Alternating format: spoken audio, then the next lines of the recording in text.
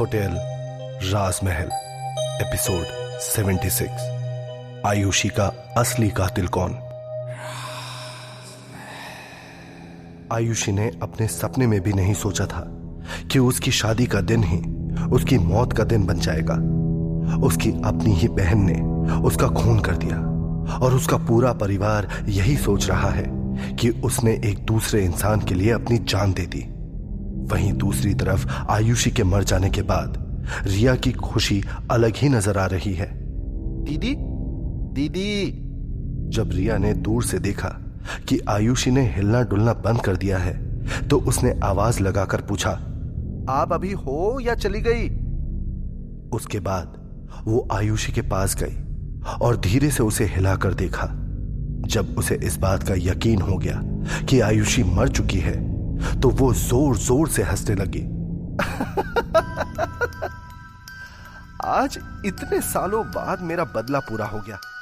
आज मुझे इंसाफ मिला है। अब मेरे साथ हुई सारी जातियों का हिसाब पूरा हो चुका है। लेकिन अब मैं आपका क्या करूं? अगर किसी को पता चल गया कि मैं यहां पर आई थी और मैंने आपके साथ कुछ किया है तो बहुत बड़ी प्रॉब्लम हो जाएगी। उसने कुछ सोचते हुए कहा, अरे हां, अब हम सबको ये कह देंगे कि आपने सुसाइड किया था। ताऊजी और ताईजी को ये सुनकर थोड़ा बुरा तो लगेगा, मगर अब कर भी क्या सकते हैं। कुछ सोचते हुए रिया ने एक पेपर पर आयुषी से मिलती जुलती हैंडराइटिंग में सुसाइड नोट लिखा और उसकी बॉडी को उठाकर उसी तरह से आईने के सामने चेयर पर बिठा दिया जैसे वो पहले बैठी हुई थी। उसके बाद वो अपने कपड़े झाड़ती हुई वहां से जाने लगी। अच्छा हुआ इनका खून मेरे कपड़ों पर नहीं लगा, नहीं तो मेरा सारा डिजाइनर लहंगा खराब हो जाता। अरे भाई, सब लोगों ने मेरे बिना ही डांस करना शुरू कर दिया क्या? ये कहते हुए वो वहां से बाहर चली गई। उसके जाते ही वो कमरा एक बार फिर उस जले हुए कमरे में बदल गया। दिव्या और विशाल की आंखों के आगे से सब कुछ पल भर में गायब हो गया। एक बार फिर जगह जगह पर धूल जम गई और आयुषी की बॉडी भी वहां से गायब हो गई। दिव्या और विशाल ने अपने सपने में भी नहीं सोचा था कि आयुषी का खून उसकी अपनी बहन ने ही किया होगा। उन दोनों को यह देखकर ऐसा लग रहा है जैसे उन पर कोई बिजली टूट पड़ी हो। वो बुत बनकर अपने ही जगह पर खड़े हुए हैं और समझने की कोशिश कर रहे हैं कि अभी अभी जो कुछ भी उनके सामने हुआ वो सब 7 साल पहले असलियत में हो चुका है। ये सब क्या था विशाल? दिव्या ने हैरानी से विशाल की तरफ देखते हुए पूछा। तो इसका मतलब ये है कि उसकी बहन ने ही उसका खून किया था? विशाल ने कुछ सोचते हुए कहा, मुझे तो यकीन ही नहीं हो रहा कि इस दुनिया में किस किस्म के घटिया लोग रहते हैं। यकीन तो मुझे भी नहीं हो रहा दिव्या, लेकिन हमें आयुषी को इंसाफ दिलाना ही होगा। हमें जल्द से जल्द ही पता लगाना होगा कि उस दिन यहां पर कौन कौन आया था और ये लोग कहां रहते हैं। चलो नीचे चलते हैं। इतना कहकर विशाल ने दिव्या का हाथ पकड़ा और वो दोनों वापस अपने रिसेप्शन डेस्क की तरफ चले गए। विशाल ने तुरंत रिसेप्शन डेस्क से एंट्री रजिस्टर निकाला और उसमें उस दिन की डिटेल्स देखी। जब उसे पता चला कि रूम नंबर 3200 में उस रात आयुषी शर्मा रुकी हुई थी और उसके पापा धर्मेंद्र शर्मा ने अपने मेहमानों के लिए पूरे होटल राजमहल को बुक किया था। वो मुंबई के एक बहुत बड़े बिजनेसमैन हैं और उनका घर भी वहीं पर है। विशाल ने तुरंत एंट्री रजिस्टर से उनका पता नोट कर लिया, मगर उसी वक्त अचानक से घड़ी 3 बजने का इशारा करती है और दिव्या और विशाल समझ जाते हैं कि अब उनके पास ज्यादा वक्त नहीं है। वो लोग मुंबई जाने के पैसे लेने के लिए मल्लिका के पास आते हैं। मल्लिका एक रेड कलर के ट्रांसपेरेंट गाउन में अपनी रॉकिंग चेयर पर बैठी हुई है और कुछ गुनगुना रही है। उसके गुनगुनाने की आवाज पूरे कमरे में गूंज रही है, मगर इस वक्त भी उससे ज्यादा खूबसूरत और कोई नहीं लग रहा। उसके लंबे बाल और खूबसूरत बड़ी बड़ी आंखों को देखकर कोई भी अपने होश खो बैठे। दिव्या और विशाल अंदर आ गए, मगर इससे पहले कि वो लोग कुछ कह पाते मल्लिका ने उनकी तरफ देखे बिना ही कहा, आ गए तुम लोग, आओ अंदर आओ, मैं तुम लोगों का ही इंतजार कर रही थी। उसकी बात सुनकर दिव्या और विशाल हैरानी से एक दूसरे का चेहरा देखने लगे। कुछ देर के बाद विशाल ने मल्लिका से कहा, मल्लिका जी, वो दरअसल हम एक केस को सॉल्व करने के लिए मुंबई जा रहे हैं, इसलिए हमें आपसे थोड़े पैसों की जरूरत है।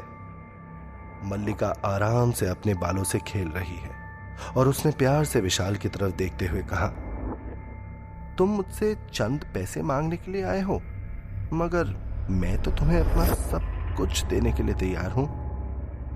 मल्लिका की बात सुनकर विशाल थोड़ा सकपका गया और दिव्या की तरफ देखने लगा। दिव्या ने भी मल्लिका की बात सुनकर कुछ नहीं कहा, क्योंकि वो अब तक मल्लिका को अच्छे से समझ चुकी है। हमें सिर्फ पैसे ही चाहिए और कुछ नहीं। मल्लिका के चेहरे पर एक खूबसूरत मुस्कान है, एक ऐसी मुस्कान जिसमें विशाल को पाने की तड़प है। पैसे उसी अलमारी में रखे हैं जहां से तुम हमेशा ले जाते हो। इतना कहकर मल्लिका ने अपने कमरे में रखी हुई एक लकड़ी की अलमारी की तरफ इशारा किया। विशाल ने भी बात को ज्यादा आगे ना बढ़ाते हुए चुपचाप वो पैसे निकाल लिए। वो पैसे लेने के बाद वहां से जाने ही वाला है कि तभी अचानक से मल्लिका की आवाज उसके कानों में आई। क्या बात है, आज तुम इतनी जल्दी जा रहे हो? विशाल ने उसकी तरफ देखे बिना आगे कहा, जी नहीं, मुझे आपसे और कुछ भी नहीं चाहिए। मेरी आपसे बस एक छोटी सी गुजारिश है। आपकी जो भी दुश्मनी है वो मुझसे और दिव्या से है। आप प्लीज इन सब में निकिता को मत घसीटिए। वो पूरी तरह से निर्दोष है और उसकी कोई गलती नहीं है। विशाल की बात सुनकर मल्लिका जोर जोर से हंसने लगी। अगर मैं उसे कुछ भी कहूं तो तुम्हें इतनी परेशानी क्यों हो रही है विशाल? वो तुम्हारी लगती कौन है? ये कहते हुए वो बहुत ध्यान से दिव्या का चेहरा देखने लगी, जो थोड़ा उतर सा गया है। फिर उसने दिव्या की तरफ देखते हुए आगे कहा, मुझे तो लगता था कि तुम्हारे दिल में कोई और है, मगर शायद सब लोग ठीक ही कहते हैं, मर्दों की मोहब्बत का कोई भरोसा नहीं होता। मल्लिका की इस बात पर विशाल ने कोई जवाब नहीं दिया और आगे कहा, मैं नहीं जानता कि ऐसा करके आपको क्या मिल जाएगा, मगर मेरी आपसे एक यही छोटी सी गुजारिश है कि आप उस लड़की को छोड़ दीजिए। उसने आपका कुछ भी नहीं बिगाड़ा और उसे तकलीफ देकर आपको कुछ भी हासिल नहीं होगा। उसकी बात सुनकर मल्लिका जोर जोर से हंसने लगी। उसकी यह हंसी पूरे कमरे में गूंज उठी और उसने आगे कहा, विशाल, अगर तुम मुझसे मेरी जान भी मांग लेते तो मैं वो भी खुशी खुशी दे देती। मगर उसकी बात सुनकर विशाल को हंसी आ गई और उसने जवाब दिया, आप तो पहले से ही एक आत्मा हो, तो फिर आप मुझे अपनी जान क्यों दोगी? मैं आपसे सिर्फ इतना कह रहा था कि आप निकिता को इस तरह से परेशान करना बंद कर दीजिए। मगर मल्लिका ने जवाब दिया, विशाल, तुम जानते हो कि मुझे तुम्हें ना कहना बिल्कुल भी अच्छा नहीं लगता, मगर तुम ये भूल जाते हो कि ये होटल आज भी मेरा ही है। मैं जो चाहूं वो करूंगी और जिसके साथ चाहूंगी उसके साथ करूंगी। तुम मुझे रोक नहीं सकते। और एक बात, अगली बार से जब भी मेरे कमरे में आना, अकेले आना। अकेले मतलब अकेले। विशाल और दिव्या मल्लिका के कमरे से बाहर आते ही हैं कि तभी घड़ी 3:30 बजने की टन की आवाज करती है और अगले ही पल पूरा होटल राजमहल आग की लपटों में जलने लगता है। विशाल और दिव्या भागते भागते सीढ़ियों से नीचे रिसेप्शन डेस्क की तरफ जाने लगे, जहां पर निकिता बैठी हुई है। निकिता भी अपने आसपास लगी हुई इस आग को देखकर काफी ज्यादा डर गई है। विशाल ने तुरंत निकिता के पास पहुंचकर कहा, हमें तुरंत यहां से चलना होगा, नहीं तो हम भी इस होटल के साथ ही जलकर राख हो जाएंगे। इतना कहकर विशाल ने तुरंत दिव्या का हाथ पकड़ा और वे तीनों भागते हुए दरवाजे से बाहर निकल गए। उनके जाते ही वो पूरा होटल राजमहल जलकर राख हो गया और वहां पर सिर्फ उस होटल का खंडहर बाकी रह गया। अब हमें आगे क्या करना है? दिव्या ने हाफते हुए विशाल से पूछा। हमें जल्द से जल्द मुंबई के लिए निकलना होगा। सब कुछ इतना आसान नहीं होगा जितना हमें लग रहा है, लेकिन हमें कैसे भी करके आयुषी को इंसाफ दिलाना ही होगा। इतना कहकर विशाल और दिव्या वहां से निकल गए। ये सुनकर निकिता ने कहा, विशाल, मैं भी तुम्हारे साथ जाऊंगी। विशाल ने उसे समझाते हुए कहा, नहीं निकिता, तुम घर पर रहकर आराम करोगी। ये सुनते ही दिव्या ने जलन महसूस करते हुए कहा, यह क्यों रहेगी हमारे घर पर? इसका अपना घर नहीं है क्या? विशाल ने दिव्या से कहा, ये सब बातें हम वापस आकर करेंगे, अभी निकिता को जाकर आराम करने दो। दिव्या ने चिढ़ते हुए कहा, हाँ हाँ भाई, आराम कर लो, तुमने तो हल चलाया था ना रात में, बढ़िया है।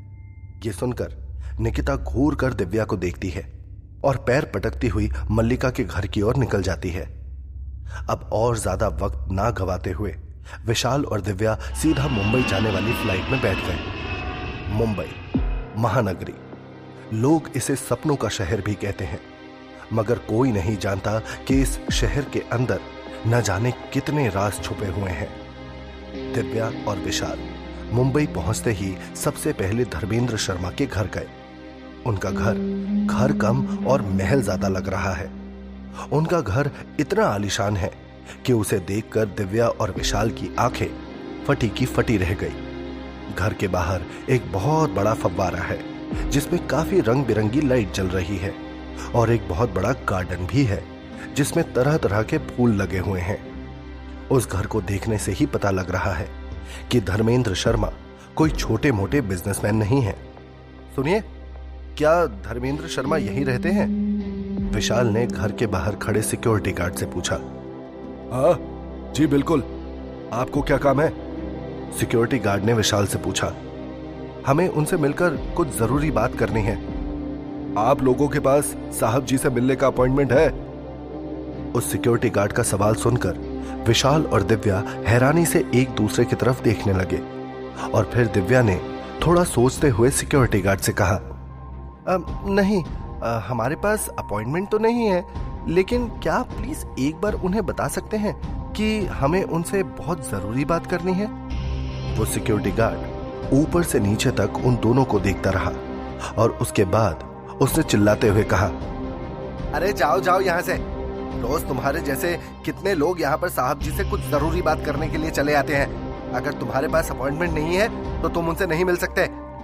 इतना कहकर वो सिक्योरिटी गार्ड जैसे ही दिव्या और विशाल को वहां से बाहर निकालने ही वाला है कि तभी अचानक से वो अपने आप हवा में उड़ने लगा। ये सब क्या हो रहा है? छोड़ो मुझे।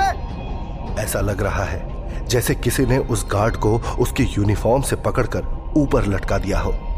दिव्या और विशाल को भी एक पल के लिए कुछ समझ में नहीं आता, मगर फिर अचानक से उनके कान में मुरली और बंसी की जोर जोर से हंसने की आवाज आती है।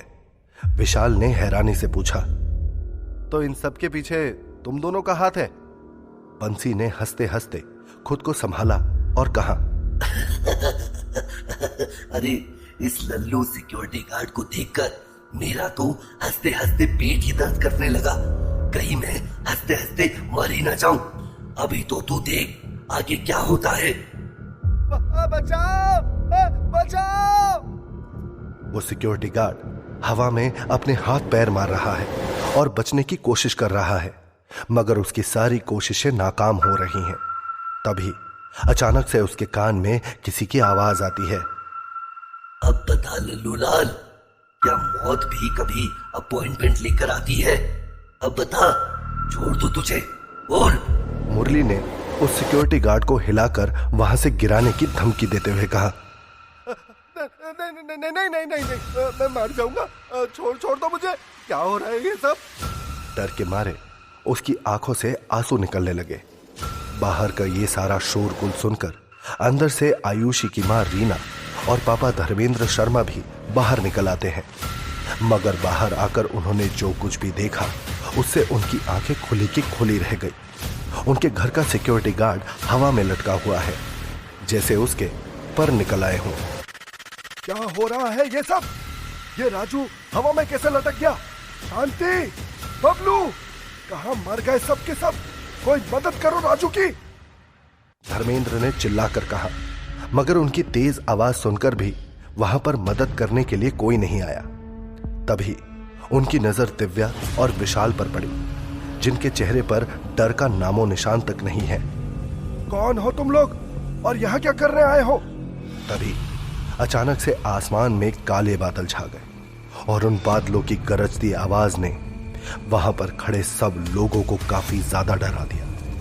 वहां पर तेज तूफानी हवाएं चलने लगी और धर्मेंद्र शर्मा और रीना काफी ज्यादा डर गए। उन्होंने कसकर एक दूसरे का हाथ पकड़ लिया। ये सब क्या हो रहा है? रीना और धर्मेंद्र को कुछ भी समझ में नहीं आ रहा कि उनके सिक्योरिटी गार्ड का इस तरह हवा में लटक जाना और अचानक से ये मौसम में बदलाव किस तरफ इशारा कर रहे हैं।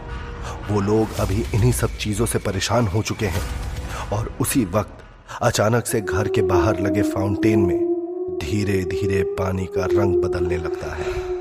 ये सब देखकर धर्मेंद्र और रीना की आंखें फटी की फटी रह गई। वो दोनों हैरानी से उस फाउंटेन को देखने लगे और उनके देखते ही देखते वो पानी खून में बदल गया। जी, ये तो खून। रीना ने घबराते हुए अपने पति का हाथ पकड़ लिया। धर्मेंद्र शर्मा ने अपनी घबराहट को छुपाकर गुस्से से नाराज होते हुए विशाल से पूछा, आखिर तुम लोग हो कौन और क्या करवा दिया है तुमने मेरे घर पर? ये सब हो क्या रहा है? सर, हम आपको एक खास बात बताने आए हैं कि आपकी बेटी आयुषी की मौत कोई सुसाइड नहीं बल्कि मर्डर था। ये सुनकर रीना और धर्मेंद्र की आंखें हैरानी में बड़ी होती चली जाती हैं। धर्मेंद्र ने गुस्से में चिल्लाते हुए कहा, ये सब क्या बकवास कर रहे हो तुम? विशाल ने आगे आते हुए कहा, मैं कोई बकवास नहीं कर रहा, आपकी बेटी आयुषी का कत्ल हुआ था। ये सुनकर रीना की आंखों में आंसू आ जाते हैं। लेकिन तुम ये बात इतने यकीन से कैसे कह सकते हो? दिव्या ने रीना की ओर देखते हुए कहा, देखिए आंटी, आपको आपके सारे सवालों के जवाब मिल जाएंगे, लेकिन अभी हमारे पास वक्त बहुत कम है। आप सिर्फ हमें इतना बता दीजिए कि आयुषी की छोटी बहन रिया शादी के बाद कहां रहती है। रिया का नाम सुनकर धर्मेंद्र और रीना एक बार फिर हैरान रह जाते हैं। धर्मेंद्र ने विशाल और दिव्या से पूछा, लेकिन तुम रिया के बारे में क्यों पूछ रहे हो? विशाल और दिव्या एक दूसरे की तरफ देखने लगते हैं। तो क्या होगा इस कहानी में आगे? क्या विशाल और दिव्या आयुषी के पेरेंट्स को सच बता देंगे? क्या आयुषी को मारने में सिर्फ रिया का ही हाथ है या इस साजिश में और भी कोई शामिल है? क्या आयुषी को इंसाफ मिल पाएगा? क्या विशाल और दिव्या इस राज की गहराई तक पहुंच पाएंगे? जानने के लिए आपको सुनना होगा होटल राजमहल, सिर्फ पॉकेट एफएम पर।